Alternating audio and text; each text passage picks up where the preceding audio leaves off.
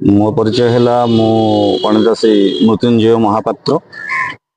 मो घर हूँ गोपीनाथपुर शासन। मुझे निमंत्रित पुरोहित हिसाब से आसी।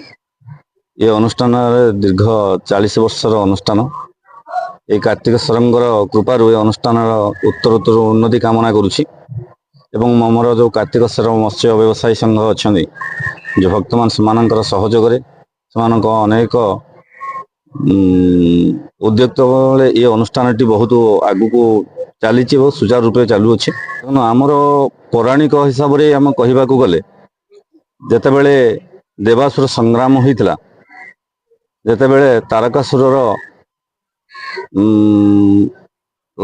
आमर जो अच्छा असुर अच्छे प्रभाव में जो देवता माने अस्थिर हो पड़ते से समस्ते निरुपाय हो शिव को आराधना करते। से शिवंकर पुत्र मानस पुत्र श्री कार्तिकेश्वर तांकर दयारू देवता माने से कष्टरू से दुखरू निवृत्त होते। से दिन ठार ये पूजार्चना चली आसुची। पौराणिक हिसाब से आम शुभ आशीष लाभ करने अनुष्ठान आम पूजा अर्चना करुचु।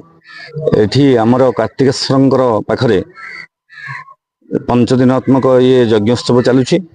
ए यज्ञोत्सव नानादि देवता पूजा पाउछन्ति। जमिति शिव पार्वती पूजा पाउछन्ति। सहित विघ्ननाथ गणेश पूजा पाउछन्ति। सहित लक्ष्मी नारायण पूजा पाउछन्ति। एवं नवग्रह दिगपाल मानू आम आवाहन करुछु। 5 दिन पर्यंत से पूजार्चना चलुछि, उपचार चलुछि। तापर पूर्णाहुति होउछन्ति।